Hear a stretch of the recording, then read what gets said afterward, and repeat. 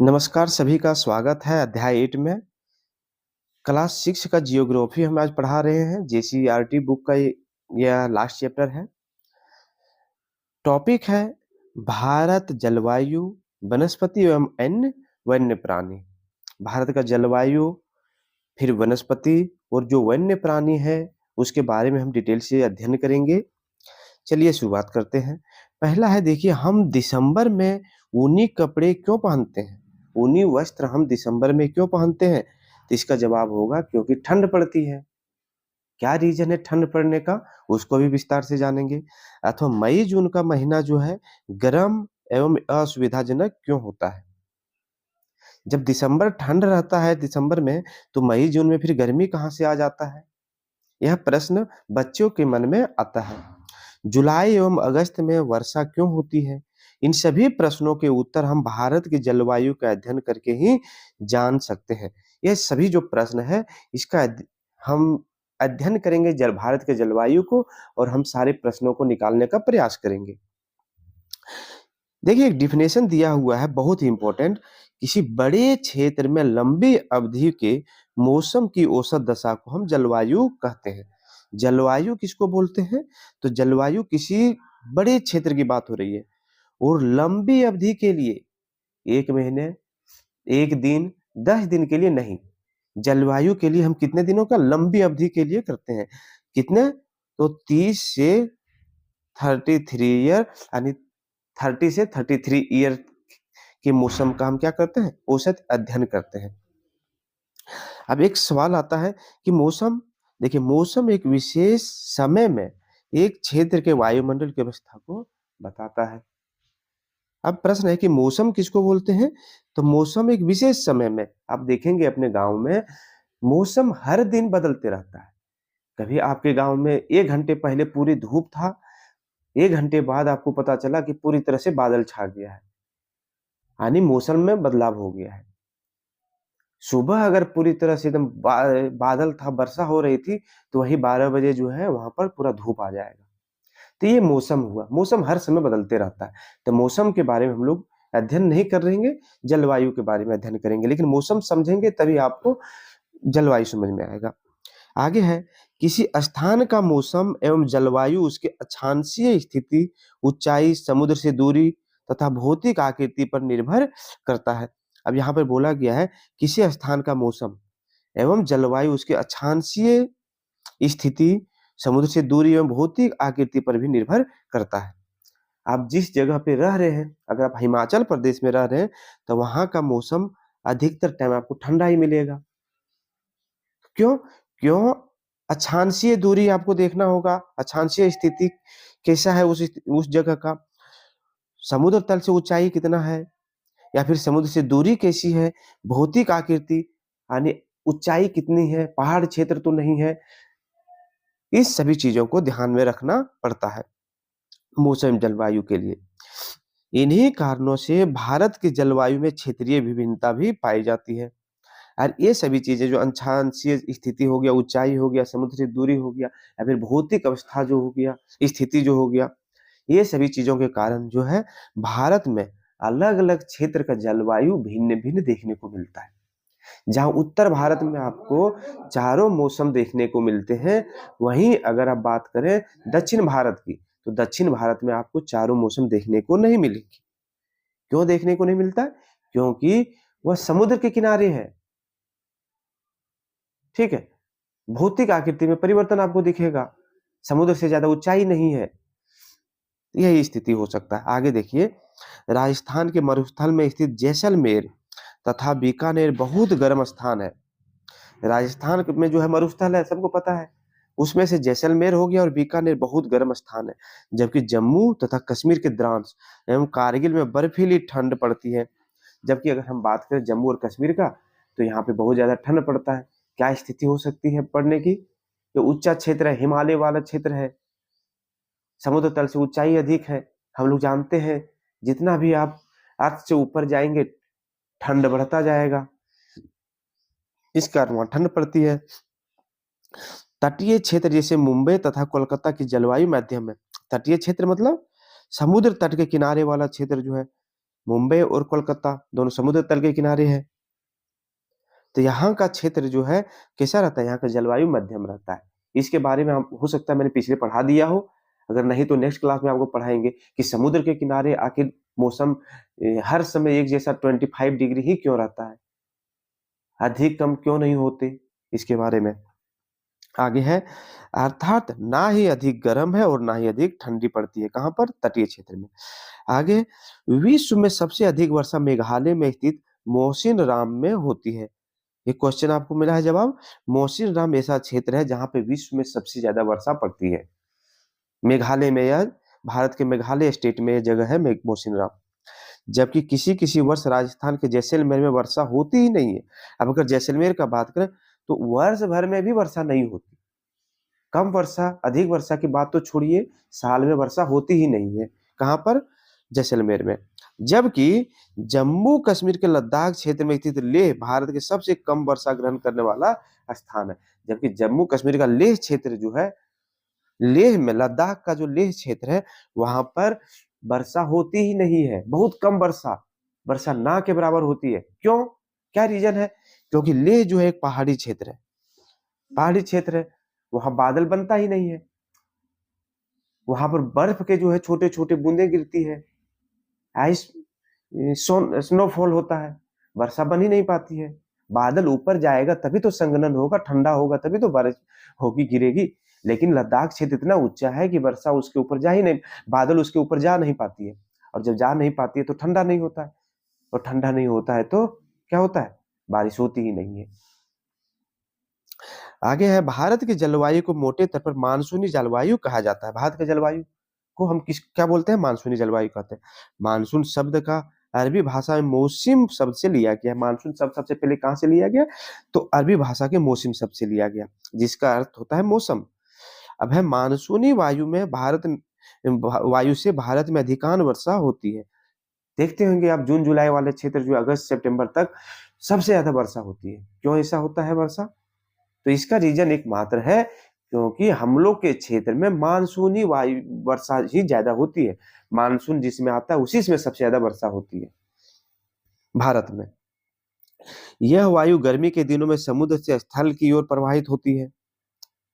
अब एक चीज और है कि गर्मी के दिनों में क्या होता है, गर्मी के दिनों में समुद्र का जो पानी है वो गर्म होता है, और गर्म होते होते नीचे तक उसका गर्मी चलता जाता है। वहीं अगर स्थल का भाग करें उसी धूप से, तो स्थल में जो वायु है वो गर्म होकर के ऊपर चला जाता है और निम्न दाब बन जाते हैं। निम्न दाब बन जाने के कारण क्या होता है, समुद्र का जो हवा है वो स्थल की ओर दौड़ने का प्रयास करता है निम्न दाब को भरने के लिए, और जब दौड़ करके इधर आता है तो अपने साथ जो है क्या होता है, बारिश भी लेकर आता है, यानी पानी भी लेकर के आता है, जो हम लोग के क्षेत्र में उसको हम मानसूनी वर्षा के नाम में जानते हैं। ठीक, ये आगे जिसमें आप अक्षांशीय विस्तार वगैरह पढ़ेंगे उसमें सारा डिटेल से आप पढ़ सकते हैं इसको, लेकिन यहाँ वह जगह नहीं है। समुद्र से आने के कारण नमी युक्त होती है। समुद्र से जो भी वर्षा हवा आती है वो नमी युक्त होती है। नमी युक्त मतलब पानी से भीगा हुआ हवा आता है, ठीक, जिससे वर्षा होती है हमारे क्षेत्र में। जाड़े के दिनों में यह वायु स्थल से समुद्र की ओर प्रवाहित होती है। इस कारण मानसूनी वायु वर्षा में 2 बार अपनी दिशा बदलती है। अब जाड़े का दिन जिसमें होता है उसमें क्या होता है, हम लोग का जो भूमि क्षेत्र है वह ठंडा हो जाता है, रात में पूरा ठंडा हो जाएगा, दिन में थोड़ा गर्म होगा, लेकिन पानी में जो है सो गर्म और ठंडा होने में प्रोसेस टाइम लगता है। ठीक, यही है। अगला है, भारत के प्रमुख मौसम कौन कौन से, उस पर चर्चा करेंगे। मौसम के वार्षिक चक्र के आधार पर हम भारत के मौसम को अच्छी तरह समझ सकते हैं। भारत के मौसम चक्र में 4 प्रकार के मौसम पाए जाते हैं। भारत में 4 प्रकार के मौसम पाए जाते हैं। कौन कौन से हैं? पहला है शीत ऋतु। अब शीत ऋतु किसको बोलेंगे, तो शीत ऋतु हम किसको बोलते हैं, तो शीत ऋतु ठंडा ऋतु को बोलते हैं, सर्दी ऋतु को। ठीक है, शीत ऋतु में सूर्य की सीधी किरणें भारत पर नहीं पड़ती है, ध्यान रखेंगे। शीत ऋतु में जो है सूर्य की सीधी किरणें भारत पर नहीं पड़ती है, जिसके परिणाम स्वरूप उत्तर भारत का तापमान कम हो जाता है और उत्तर भारत के लोग कड़ाके की सर्दी का अनुभव करते हैं। दिसंबर तथा जनवरी का माह सबसे ठंड माह होता है। कहाँ पे बोल रहा है, उत्तर भारत का क्षेत्र। दक्षिण भारत का क्षेत्र क्यों नहीं बोला गया, इसलिए नहीं बोला गया क्योंकि वह तटीय क्षेत्र ज्यादा, समुद्र के किनारे वाले क्षेत्र है, इसलिए वहां का मौसम जो है हर साल भर समान रहता है। उत्तर भारत जो है पहाड़ी क्षेत्र है, मैदानी क्षेत्र है, इसीलिए, और यहाँ पे सीधी किरणें भी नहीं पड़ती सन की, इसीलिए क्या होता है, ठंड पड़ता है। अब इसको हम यहाँ पर समझते हैं, फिगर से समझने का प्रयास करते हैं। इस फिगर में आप देखेंगे, ठीक है, कब क्या बोला गया था, दिसंबर का माह जो होता है, जनवरी दिसंबर का माह, ये देखिए। अब सबसे पहले इस बात को समझेंगे, उसके बाद समझ में आएगा। ये होगी आपका भूमध्य रेखा, विषुवत रेखा, जो 0 डिग्री की लाइन से जाना जाता है, अर्थ के बीच में खिंची हुई रहती है। अगर इससे हम उत्तरी साइड जाते हैं तो 23.5 डिग्री पर कर्क रेखा खींची गई है। अगर दक्षिणी साइड पर आते हैं तो 23.5 डिग्री पर मकर रेखा खींची गई है। काल्पनिक रेखा है ये, ठीक है। अब आते हैं, ये है दिसंबर वाला, जनवरी दिसंबर का। अब एक चीज और यहाँ पर आएगा कि ये जो दिख रहा है आपको कर्क रेखा वाला क्षेत्र, यहाँ पर जो है हमारा इंडिया है, यहाँ पर इंडिया है हमारा। इंडिया के बीच से कर्क रेखा गुजरती है। अगर आप झारखंड से हैं तो जानते ही हैं कांके से कर्क रेखा गुजरती है, तो इंडिया के बीच से गुजरती है कर्क रेखा, ठीक है। किस साइड है, तो उत्तरी साइड है, उत्तरी अक्षांश में देख लीजिए, उत्तरी गोलार्ध में है, पहला चीज। दूसरा जो देखिए इधर पूर्वी साइड में भी है, दिख रहा है ना। अब आगे आते हैं फिगर पे, यहाँ पे देखते हैं, सन यहाँ पर मेरा है। सन का लाइट जब पड़ेगा इधर, तो देखिए सबसे पहले खड़ा लाइन सबसे ज्यादा कहाँ पड़ रहा है, ये मकर रेखा पर पड़ रहा है। देखिए मकर रेखा कितना सबसे ज्यादा लाइन पर सूर्य का लाइन पड़ रहा है, मतलब सूर्य का प्रकाश पड़ रहा है, इसीलिए यहाँ जनवरी के समय में गर्मी पड़ती है। जबकि देखिए ये वाला कर्क रेखा बहुत कम छोटा क्षेत्र में ही क्या होता है, हीट पड़ता है, सीधी लाइन पड़ता है। जबकि इंडिया यहाँ पर है, यहाँ पर तिरछी सूर्य की प्रकाश पहुंचता है, जिसके कारण ठंड पड़ता है, ठीक है। अब यहाँ पे देखिए जून जुलाई का बात आ रहा है, तो जून जुलाई देखिए यहाँ पर मैंने बताया कि इंडिया है, ये खड़ी पूरी तरह से लाइन यहाँ पड़ रहा है। जबकि मकर रेखा पर देखो कम लाइन पड़ रहा है, यहाँ पे ठंड पड़ता है उस समय जून जुलाई में, जबकि यहाँ पर गर्मी पड़ता है। समझ में आ गया बात। अब आगे आते हैं फिगर पे, यहाँ पर अब है ग्रीष्म ऋतु, गर्मी का। गर्मी के मौसम में सूर्य की किरणें भारत के अधिकांश भाग पर सीधी पड़ती है। गर्मी के मौसम में सीधी पड़ती है। कर्क रेखा भारत के बीच से गुजरती है। 21 जून को सूर्य की किरणें कर्क रेखा पर सीधी पड़ती है। 21 जून को सूर्य की किरणें कर्क रेखा पर सीधी पड़ती है, जिसके परिणाम स्वरूप भारत में तापमान बहुत अधिक बढ़ जाता है। दिन के समय गर्म शुष्क पवन बहता है, जिसे लू कहते हैं। मार्च से मई भारत का सबसे गर्म माह होता है, ठीक है। अब इसको समझ लिए हैं आप, इसे फिगर में मैंने समझा दिया। फिर से आते हैं, समझने का प्रयास करते हैं। ये है मेरा कर्क रेखा, यहाँ पर जो है जो जून जुलाई में सीधे जो है देखो सीधा सन का लाइट पड़ता है। मकर पर कम पड़ता है, इसलिए मकर वाला क्षेत्र जो है वहां पे ठंड पड़ती है जून जुलाई में, जबकि हम लोग के क्षेत्र में क्या होता है, गर्मी पड़ती है। वहीं अगर इधर साइड देखें, अगर हम इस साइड देखें तो यहाँ पर देखो मकर रेखा पर जनवरी के इसमें बहुत ज्यादा दूरी तक सूर्य का प्रकाश सीधा पड़ता है, जबकि कर्क रेखा पर जो है कम पड़ता है। यहाँ देखो ब्लैक ब्लैक दिख रहा है आपको, इंडिया पर सीधी लाइन मतलब सीधा सन का लाइट नहीं पड़ता, इसलिए ठंड पड़ती है हम लोग क्षेत्र में। इस एरिया में जो होगा वहां तो गर्मी पड़ती होगी, लेकिन हम लोग के क्षेत्र में नहीं पड़ता है। समझ में आ रहा है बात। बात को आगे ना बढ़ाते हुए आगे समझने का प्रयास करते हैं। अब है ग नंबर का दक्षिण पश्चिम मानसूनी यानी वर्षा। वर्षा ऋतु के बारे में समझेंगे। यह मानसून के आने तथा आगे बढ़ने का मौसम है। सर्वप्रथम यह जून को मानसूनी वायु केरल में प्रवेश करती है। कब प्रवेश करती है, सर्वप्रथम 1 जून को मानसूनी वायु केरल में प्रवेश करती है। पूछा जाएगा क्वेश्चन कि भारत में मानसून कब प्रवेश करती है, सबसे पहले किस राज्य में प्रवेश करती है, यह भी पूछा गया था। तो केरल में, कब, 1 जून को। इस समय पवन बंगाल की खाड़ी तथा अरब सागर से स्थल की ओर बहता है। इस कारण इन पवनों में नमी की मात्रा अधिक होती है। जब ये पवन पहाड़ों से टकराते हैं तब वर्षा होती है। पहाड़ से टकराने के बाद क्यों, कि पहाड़ ऊंचे हैं, वहां पर आकर के जब हवा टकराती है गर्म हवा तो ठंडा हो जाता है, और ठंडा होने के बाद क्या होता है, वर्षा होने लगती है। यह मौसम जून से सितंबर के मध्य रहता है। यह मौसम जून से सितंबर के मध्य रहता है, वर्षा वाला मौसम। ठीक है, जून से पहले ही हम लोग के क्षेत्र में गर्मी पड़ती है। अब एक चीज और हम समझाने का प्रयास करेंगे, अगर आप समझना चाहें तो दिखाते हैं। देखिए क्षेत्र, इस फिगर पर आते हैं। आखिर हम लोग तरफ मानसून आता क्यों है, इसको हम समझने का प्रयास करेंगे। देखिए मकर रेखा है यहाँ पर, ठीक है, यहाँ इस फिगर से समझेंगे। ये है मकर रेखा, ये है मकर रेखा। यहाँ पर देखिए ये मकर रेखा है। मकर रेखा पर सूर्य का प्रकाश सीधा पड़ रहा है। कब पड़ रहा है? दिसंबर समय पड़ रहा है। दिसंबर के में सूर्य के यहाँ पर सीधा पड़ रहा है। हम लोग के क्षेत्र में जो है स्थल वाला भाग में है, स्थल वाला, यहाँ समझेंगे ये विषुवत रेखा से, यहाँ कर्क वाला क्षेत्र समझेंगे यहाँ पर। ठीक है, यहाँ समझने का प्रयास करेंगे।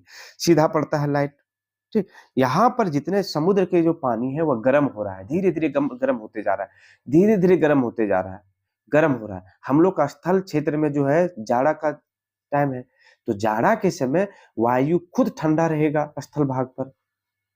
वह जहाँ पे दिन के समय में जमीन गर्म होगा और ठंडा के समय क्या होगा, मतलब रात के समय क्या होगा, ठंडा हो जाएगा। लेकिन समुद्र में जो है गर्म और ठंडा होने में टाइम लगेगा। और यही जून के समय जो पड़ता है, बहुत ज्यादा गर्मी पड़ जाता है, तो हम लोग का स्थल भाग पूरा ठंडा गर्म हो जाता है, यहाँ का हवा गर्म हो गया, तो इधर का जो हवा है वो दौड़ना चालू करता है हम लोग इस साइड में। ठीक है, इधर दौड़ना चालू करता है, और यही आकर के हम लोग पहुंचता कब है, जून से सितंबर के समय में, और मानसून के नाम से इसको हम लोग समझते हैं। इंडिया में ये बरसना चालू हो जाता है।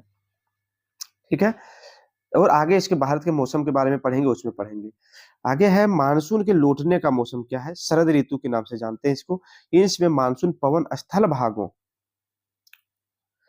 से लौटकर बंगाल की खाड़ी की ओर प्रवाहित होती है। ठीक, यह मानसून लौटने का समय होता है। यह मौसम अक्टूबर से नवंबर के मध्य रहता है। लौटने का समय कब होता है मानसून? अक्टूबर से नवंबर के समय में, अभी समझेंगे। भारत के दक्षिण भाग में, विशेषकर तमिलनाडु से आंध्र प्रदेश तक इस मौसम में वर्षा होती है। इसको हम आम्र वर्षा के भी नाम से जानते हैं। जो मानसून लौट करके आता है तमिलनाडु, आंध्र प्रदेश, कर्नाटक में जो वर्षा होती है लौटने वाला, उसको हम आम्र वर्षा के नाम से जानते हैं उस समय। ठीक है,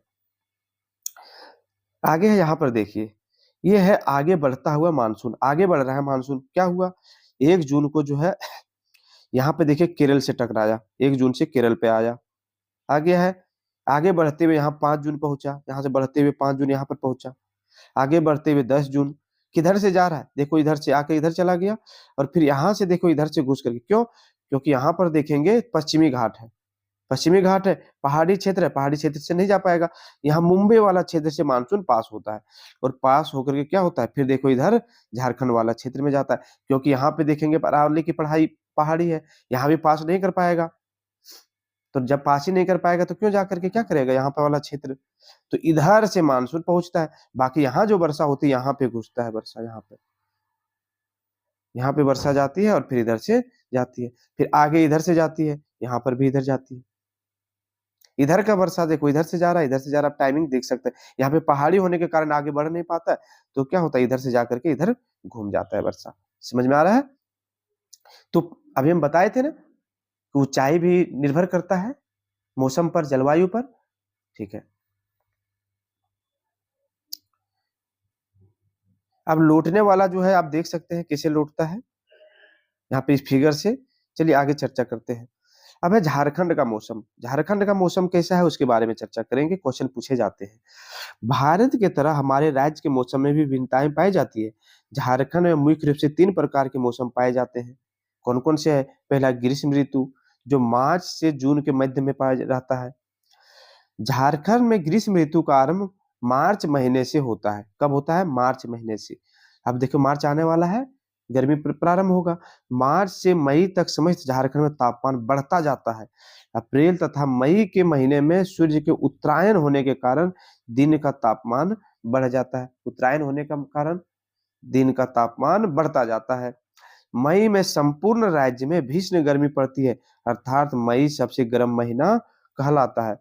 जहां झारखंड में जनवरी सबसे ठंड महीना कहलाता है, वहीं गर्मी कौन सा?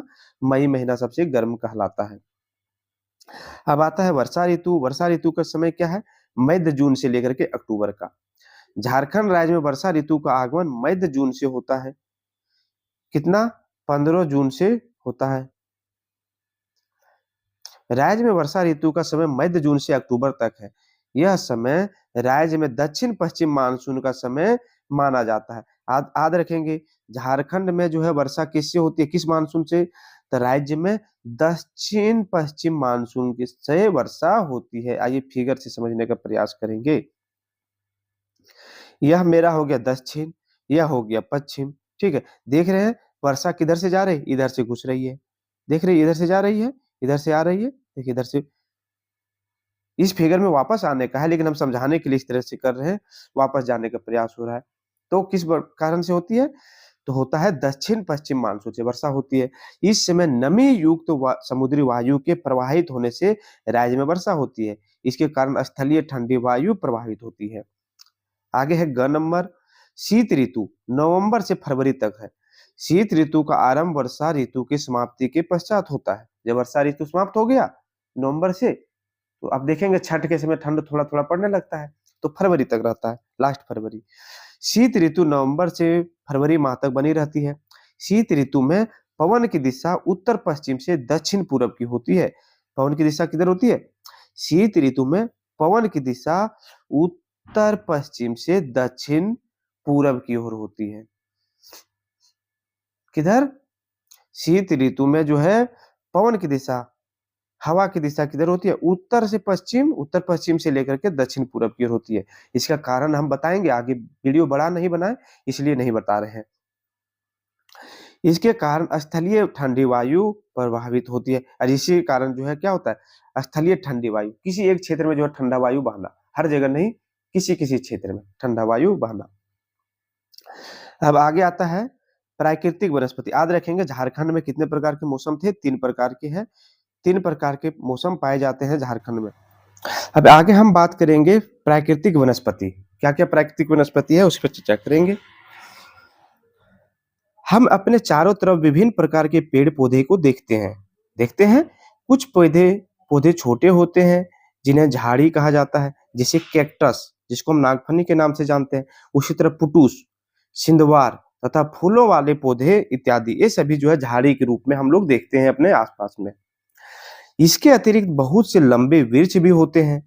घास, झाड़ियां तथा पौधे जो प्राकृतिक वातावरण में उपजते हैं उन्हें हम प्राकृतिक वनस्पति कहते हैं। ठीक, एक डिफिनेशन यहाँ पे मिल रहा है, क्या है डिफिनेशन? ये है घास, झाड़ियां तथा पौधे जो प्राकृतिक वातावरण में उपजते हैं उन्हें हम प्राकृतिक वनस्पति कहते हैं। वैसे पौधे जो प्राकृतिक वातावरण में उपजते हैं उसको हम क्या बोलेंगे? प्राकृतिक वनस्पति हम कहते हैं। इसमें एग्जाम्पल पर आप दे सकते हैं कैक्टस, पुटूस, सिंदवार आदि पौधे जो है इसको आप दे सकते हैं। ठीक है, आगे है भारत में प्राकृतिक वनस्पति का वर्गीकरण हम कैसे किए हुए हैं उसके बारे में समझने का प्रयास करेंगे। भारत की जलवायु जलवायु की विविधता के कारण भारत में अलग अलग तरह की वनस्पतियां पाई जाती है। यहाँ का जलवायु भिन्न भिन्न है अलग अलग क्षेत्रों में, तो यहाँ का जो वनस्पति जो है वो अलग अलग पाए जाते हैं। यहाँ पर भारत में प्राकृतिक वनस्पति को निर्धारित करने वाले प्रमुख कारक वर्षा है। प्राकृतिक वनस्पति को निर्धारित करने वाले प्रमुख कारक भारत में क्या है? वर्षा है। भारत की वनस्पति को 5 वर्ग में विभाजित किया गया है। कौन कौन सा है? तो पहला है उष्ण कटिबंधीय सदाबहार वन, उष्ण कटिबंधीय सदाबहार वन।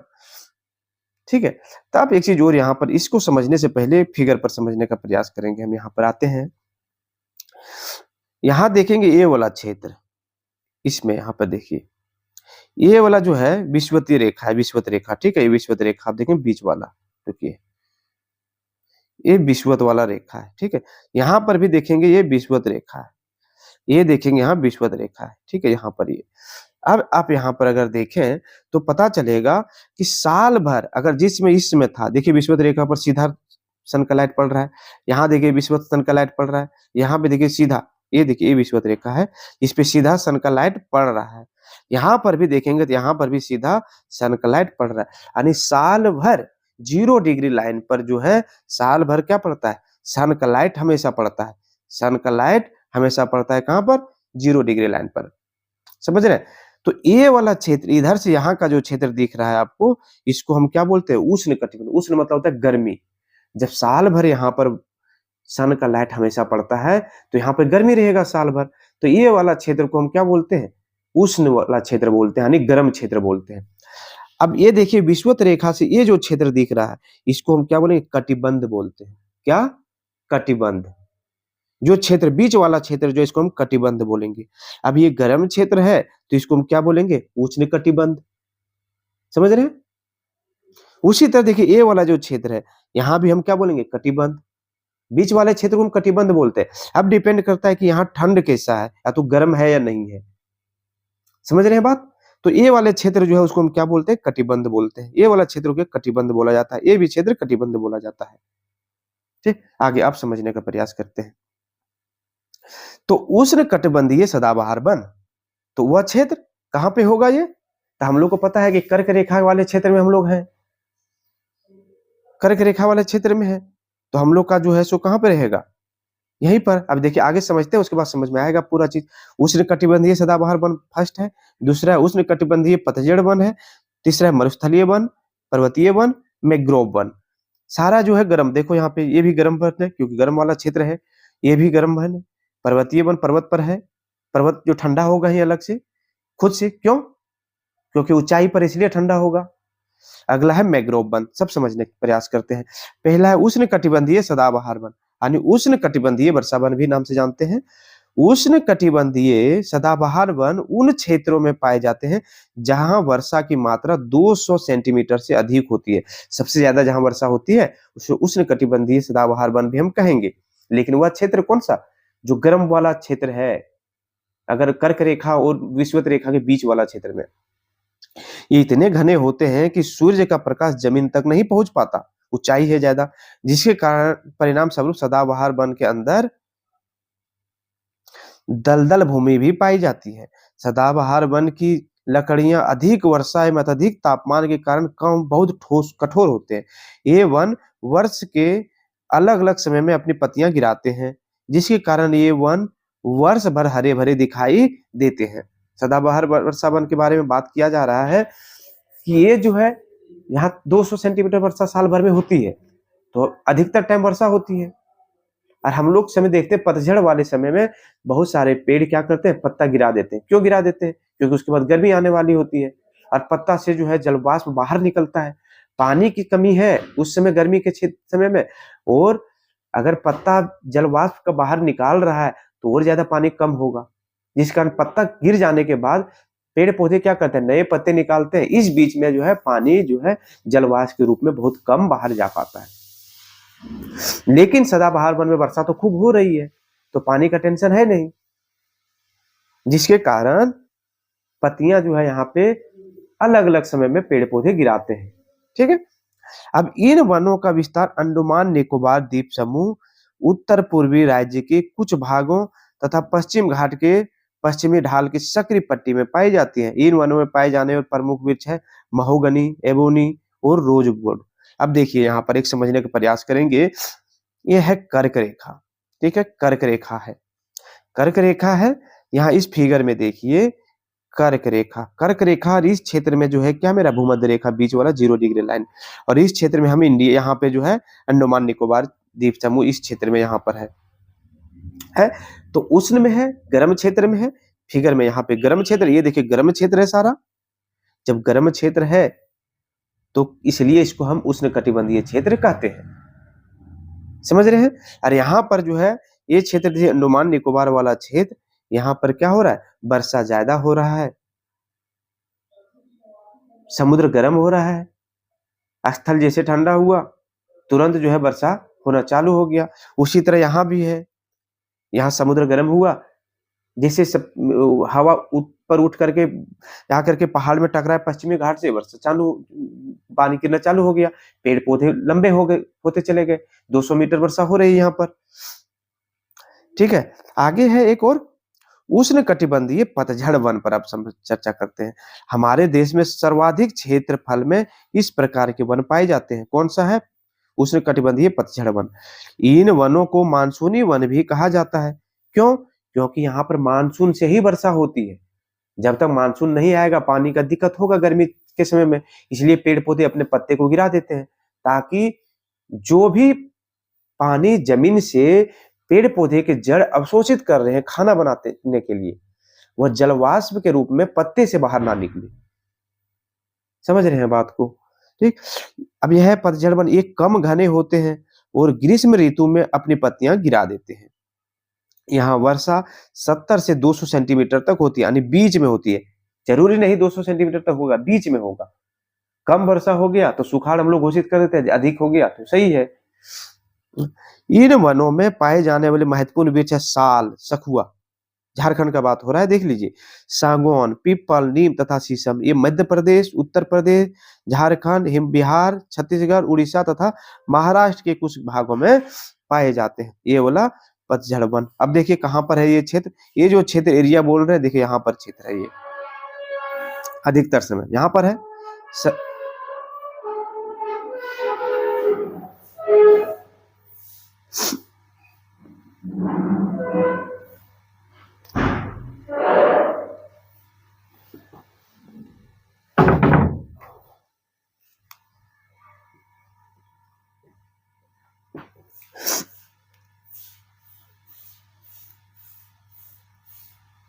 ये क्षेत्र देखिए यहाँ पर है, दिख रहा है सारा बिहार, उत्तर प्रदेश, झारखंड, मध्य प्रदेश, ये सभी क्षेत्र यहाँ पर है।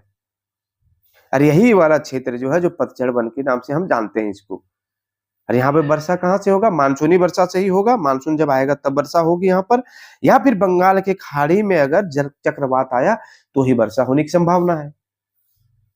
इसीलिए यहाँ के पेड़ पौधे क्या करते हैं? अपने पत्ती को गिरा देते हैं। अब है मरुस्थलीय वन।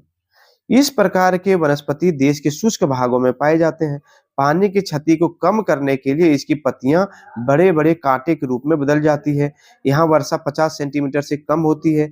यहाँ उगने वाले महत्वपूर्ण वृक्ष है कैक्टस, बबूल, कीकर, खेर इत्यादि।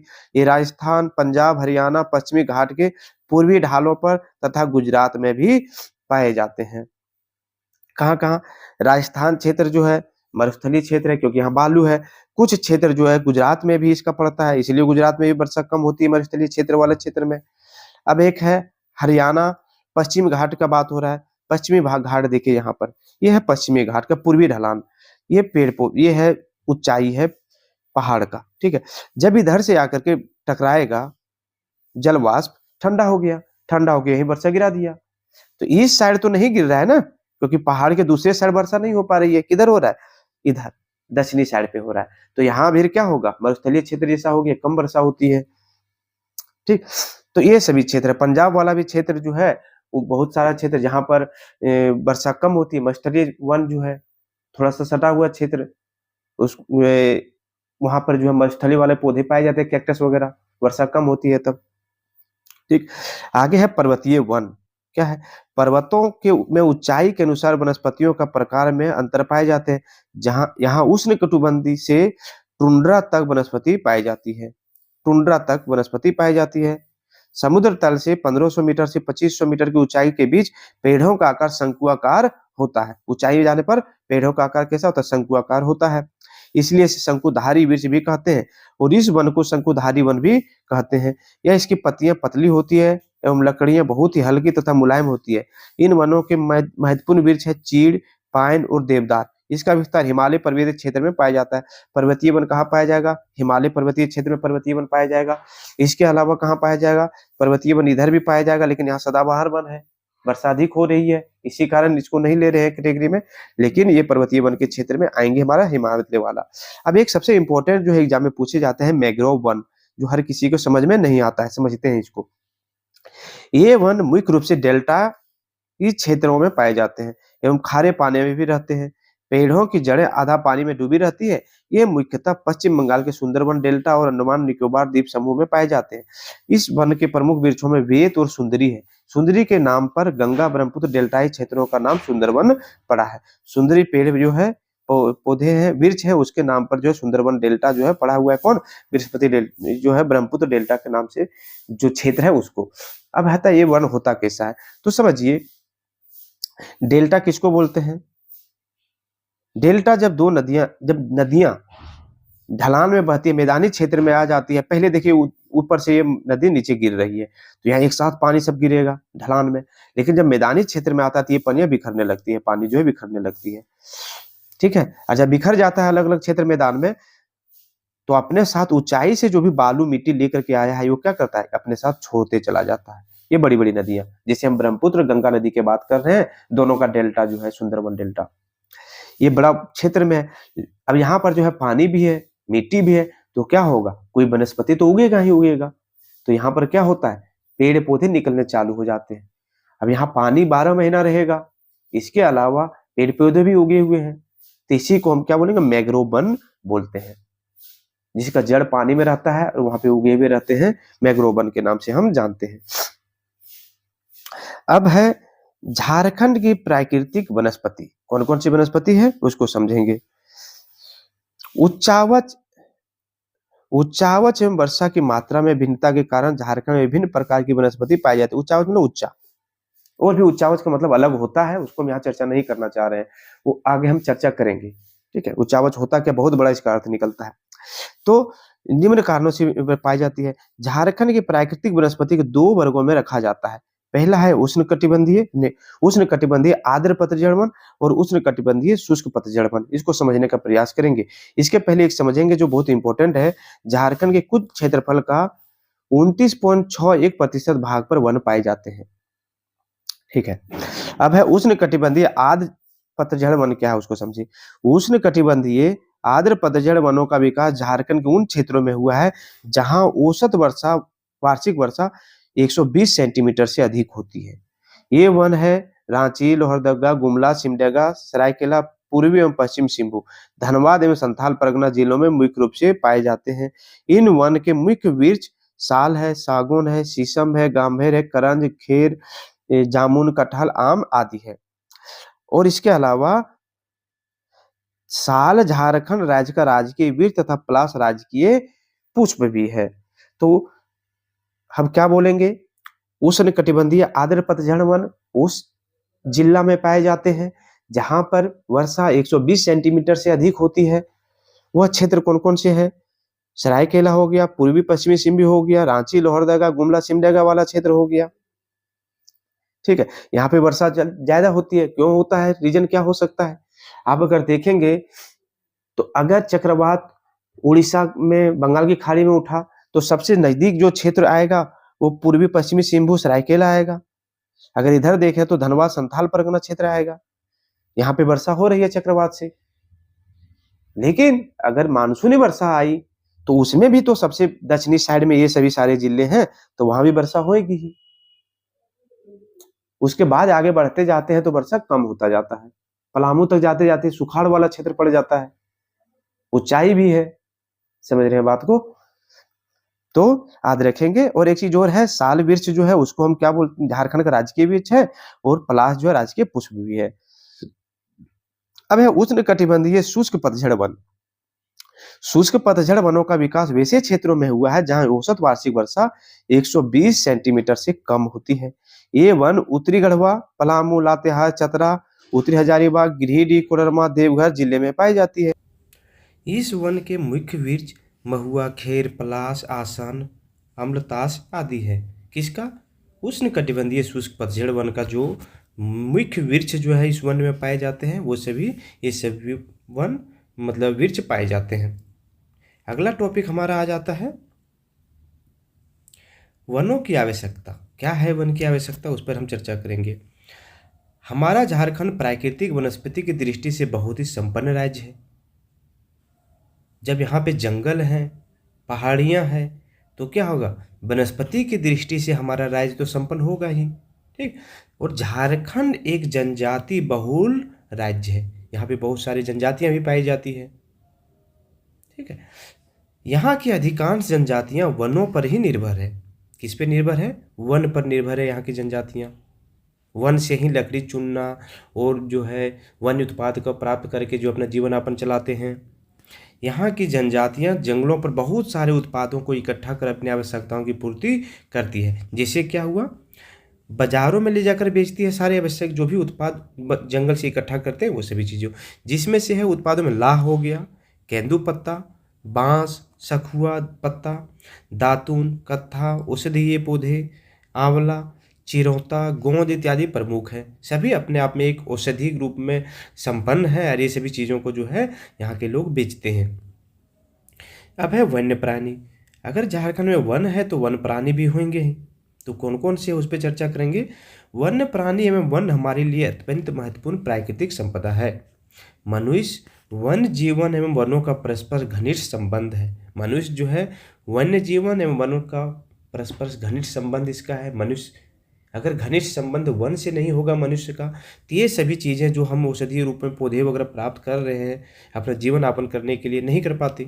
ठीक है, आगे है क्योंकि इनमें किसी भी प्रकार के व्यवधान से संतुलन बिगड़ता है और प्रत्येक को हानि होती है।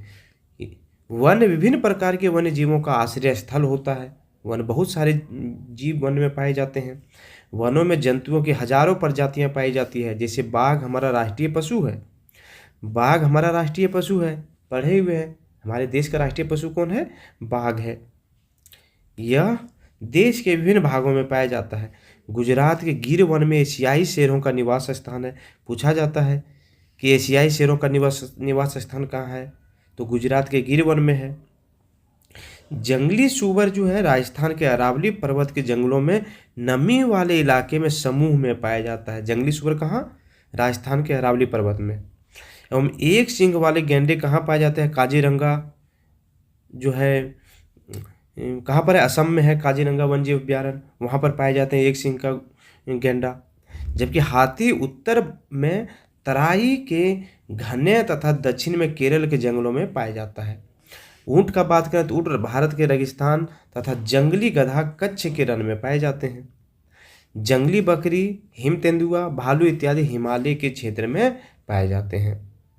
ठीक है, आगे है भारत में पंछियों की भी ऐसी ही प्रचुरता है। मोर हमारा राष्ट्रीय पंछी है। राष्ट्रीय पशु शेर है, बाघ है, तो मोर हमारा राष्ट्रीय पंछी है। भारत में तोता, मैना, कबूतर, तीतर, बटेर, गिद्ध आदि पंछियों की कई प्रजातियां पाई जाती है भारत में। अब भारत वन्य जीव प्राणी के लिए नीचे है, उसके ऊपर चर्चा करेंगे। जो मुख्य है यहाँ पर दिया हुआ है, देखिए चंद्रप्रभा, दुधुआ, रणथंभौर वन्यजीव अभ्यारण्य हो गया, राजाजी, कार्बेट वन्यजीव अभ्यारण्य, दाचीग्राम, गिर देखिए गुजरात का बात हो रहा था।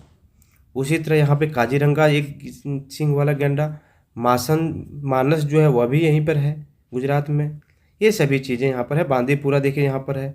ये सभी चीज़ें कहाँ पर है, भारत में वन्यजीव अभ्यारण्य और नेशनल पार्क जो भी है सारा यहीं पर है। आगे चर्चा करते हैं। भारत में वन्य जीव प्राणियों तथा पंछियों को संरक्षण देने हेतु अनेक नेशनल पार्क तथा पंछी अभ्यारण्य की स्थापना की गई है। किसके लिए, ताकि पंछियों को संरक्षण दिया जा सके, वन प्राणियों को भी संरक्षण दिया जा सके। इसके अलावा उत्तराखंड के नैनीताल में स्थित जिम कॉर्बेट राष्ट्रीय पार्क देश का सबसे पुराना राष्ट्रीय पार्क है। कौन है, उत्तराखंड के नैनीताल में स्थित जो है जिम कॉर्बेट राष्ट्रीय पार्क, वो देश का सबसे पुराना राष्ट्रीय पार्क है। ठीक है, जिम कॉर्बेट नेशनल पार्क का नाम भी चेंज कर दिया गया है। उसके अलावा भारत के प्रमुख राष्ट्रीय पार्क तथा वन जीव एवं पक्षी अभ्यारण्य है। कौन कौन से, बेतला नेशनल पार्क जो झारखंड में है, उसके बाद दुधवा नेशनल पार्क जो उत्तर प्रदेश में है, बांदीपुर नेशनल पार्क जो कर्नाटक में है, भरतपुर पक्षी अभ्यारण्य जो राजस्थान में है, कान्हा किसली पार्क जो मध्य प्रदेश में है, सरिस्का पार्क जो राजस्थान में है, काजीरंगा असम में है, शिमलीपाल उड़ीसा में है, दाचीग्राम जम्मू कश्मीर में है। ये सभी जो है राष्ट्रीय पार्क यहाँ पर वन्यजीव अभ्यारण्य ये भारत झारखंड में है। वनों के कटने तथा जानवरों के शिकार के कारण भारत में पाए जाने वाले वन्य जीवों की प्रजाति तेजी से घट रही है। जितने वन कटेंगे उतने वन जीव जो है वो कम होते चले जाएंगे, क्योंकि उसका घर हम लोग उजाड़ रहे हैं, तो उसके रहने के लिए जगह नहीं है, उसका शिकार हो जा रहा है, अस्तित्व में नहीं आ पा रहे हैं, किसी कारण से अस्तित्व समाप्त होते जा रहा है। बहुत सी प्रजातियां जो समाप्त भी हो चुकी है, उनको बचाने के लिए बहुत से नेशनल पार्क के साथ साथ जैव मंडल आरक्षित क्षेत्र भी स्थापित किए गए हैं। बहुत सारे जैसी जनजाति जो समाप्त होने के कगार पर है, उसको संरक्षण के लिए हम क्या बनाए हुए हैं, नेशनल पार्क बनाए हुए हैं। उसके अलावा जैव मंडल आरक्षित क्षेत्र भी स्थापित किए गए हैं। इसके अलावा आगे है नीलगिरी भारत का प्रथम जैव मंडल आरक्षित क्षेत्र है। नीलगिरी क्या है? भारत का प्रथम जैव मंडल आरक्षित क्षेत्र है नीलगिरी, जिसकी स्थापना 1986 ईस्वी में हुई थी। कौन सा? नीलगिरी। याद रखेंगे, नीलगिरी भारत का प्रथम जैव मंडल आरक्षित क्षेत्र है जिसकी स्थापना 1986 में की गई थी। ठीक है। आगे है वन एवं वन्य जीवों का संरक्षण कैसे हम करते हैं। भारत में वन एवं वन्य जीवों के संरक्षण के लिए 1972 में वर्ल्ड लाइफ एक्ट पारित किया गया था। कब? 1972 में। वाइल्ड लाइफ एक्ट कब पारित किया गया? 1972 में, भारत में। ठीक है, ये क्वेश्चन पूछे जाते हैं, याद रखेंगे। उसके अलावा 1973 में जो है वह बाघ के संरक्षण के लिए भी कार्य किया गया था। आगे, जिसके अंतर्गत नेशनल पार्कों तथा वन्य प्राणी अभ्यारण्यों की स्थापना हुई। किसके अंदर? वाइल्ड लाइफ एक्ट के अंतर्गत। वन्य जीव अभ्यारण्यों का गठन किसी एक प्रजाति अथवा कुछ विशिष्ट प्रजातियों के संरक्षण के लिए किया जाता है। क्या बताया गया है? वन्य जीव अभ्यारण्यों का गठन किसी एक प्रजाति अथवा कुछ विशिष्ट प्रजातियों के संरक्षण के लिए किया जाता है। अर्थात ये विशिष्ट प्रजाति आरक्षित संरक्षित क्षेत्र में होते हैं। जैसे इस तरह से समझिए, कोई बाघ है, सादा कलर का बाघ मान लेते हैं।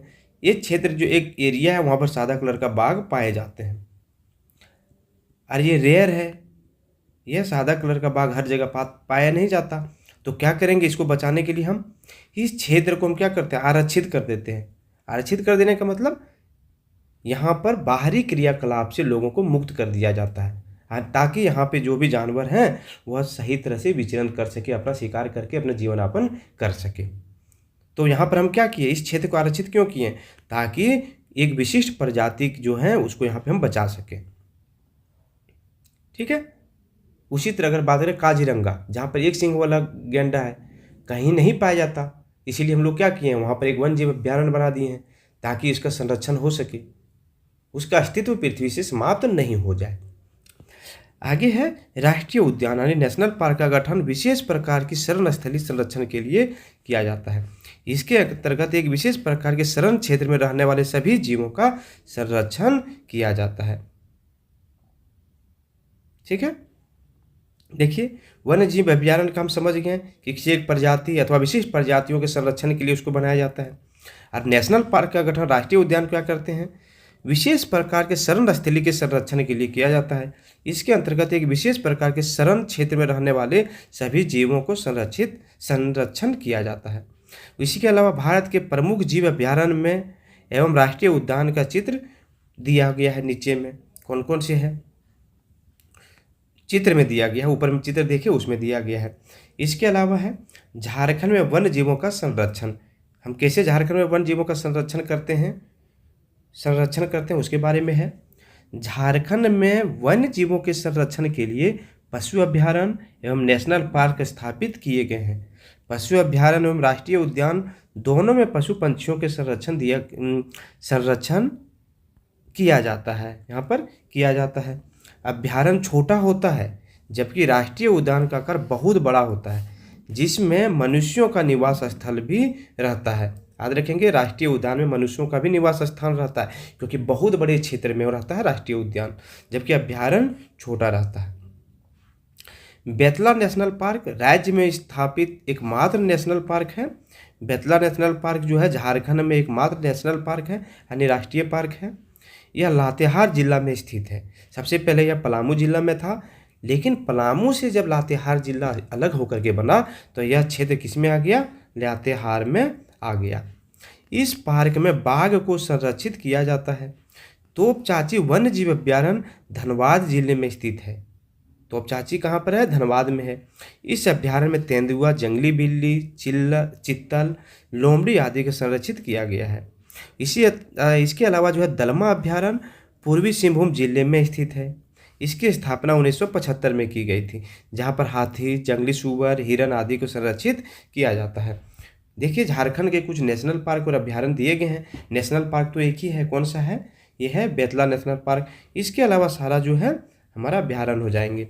कौन कौन से जिला में है, एक क्वेश्चन हर एग्जाम में पूछा जाता है, एक बार पढ़ लेना चाहिए। बेतला नेशनल पार्क कहाँ पर है? लातेहार में है, हम लोग जानते हैं। हजारीबाग वन्य जीव अभ्यारण्य हजारीबाग जिला में, इसको याद करना मुश्किल नहीं होगा, हजारीबाग में। इस तरह पलामू अभ्यारण्य जो है लातेहार में है, याद रखेंगे। मैंने बताया पलामू अभ्यारण्य नाम क्यों पड़ा है, क्योंकि सबसे पहले ये पलामू जिला में ही था, लेकिन पलामू जिला से कट करके जब लातेहार जिला बन गया तो इसका नाम पलामू अभ्यारण्य चेंज अभी तक नहीं हुआ है, जबकि यह क्षेत्र किस में चला गया है? लातेहार में चला गया है।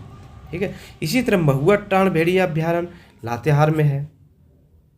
दलमा अभ्यारण्य कहाँ है? पूर्वी सिंहभूम में।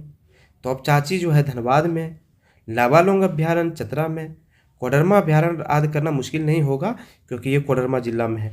पारसनाथ गिरिडीह में है तो पारसनाथ अभ्यारण्य गिरिडीह में है। पालकोट अभ्यारण्य कहाँ पर है? गुमला में। ओधुआ झील पंछी विहार कहाँ पर है? साहिबगंज में है। ठीक है। तो ये सभी चीज़ें यहीं जो नेशनल पार्क और अभ्यारण्य है, आप जिला और नाम याद रखेंगे। इसके साथ आप स्थापना दिवस भी याद रखना पड़ेगा क्योंकि एग्जाम में पूछे जाते हैं। ठीक, यहीं पे चैप्टर समाप्त होता है, लेकिन कुछ इंपॉर्टेंट पॉइंट जो छूट गया उस पर चर्चा करेंगे। जैसे यहाँ पर है जानने योग्य बातें।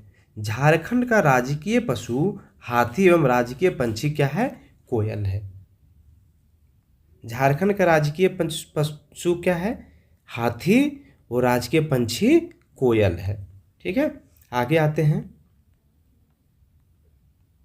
यहाँ पर इंपॉर्टेंट दिया गया है जानने योग्य बात है। झारखंड का कुल क्षेत्रफल 29.61% भाग में वन पाए जाते हैं। झारखंड का जितना क्षेत्रफल है उसमें से 29.61% पर वन है। यह कटहल एक सदाबहार वन में पाए जाने वाला वृक्ष है, जबकि लेकिन झारखंड में कटहल के वृक्ष काफ़ी मात्रा में पाए जाते हैं। कटहल जो है सदाबहार वन में पाए जाने वाले वृक्ष है, लेकिन झारखंड में भी कटहल पाए जाते हैं, जबकि झारखंड सदाबहार वाले क्षेत्र में नहीं आते हैं।